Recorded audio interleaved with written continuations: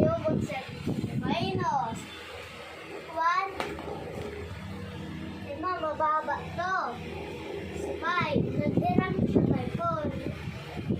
Magiging 11 siya. 11 minus 5 equals 6. Ito. Di ba, nagdira mo yung